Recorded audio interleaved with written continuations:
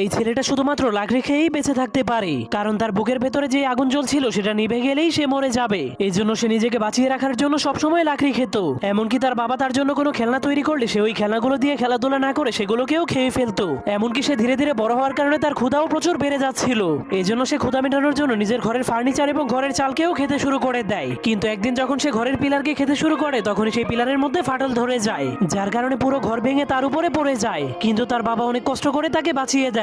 তখন তার বাবার এত কষ্ট দেখে ছেলেটার মনটা অনেক খারাপ হয়ে যায়। এই জন্য সে কসম করে আর কখনোই সে লাকড়ি খাবে না। এর পরের দিন তার বাবা ঘুম থেকে উঠে তার ছেলেটাকে কোথাও খুঁজে পাচ্ছিল না। এজন্য সে তার ছেলের পায়ের ছাপকে ফলো করে করে অনেক উঁচু একটা পাহাড়ের উপরে চলে যায়। তখন সে তার ছেলেকে একা দাঁড়িয়ে থাকতে দেখে জলদি করে তার কাছে চলে যায়। কিন্তু সে দেখতে পায় লাকড়ি না খাওয়ার কারণে তার ছেলের বুকের আগুনটা নিভে গিয়েছে। এজন্য সে আগুন জ্বালানোর জন্য সেখানে ফু দিতে শুরু করে দেয়, কিন্তু তবুও কোনো লাভ হয় না। এজন্য তার বাবা অনেক মন খারাপ করে তাকে মাটিতে শুইয়ে দেয়। এরপর তার হাতে তার তৈরি করে একটা খেলনা দিয়ে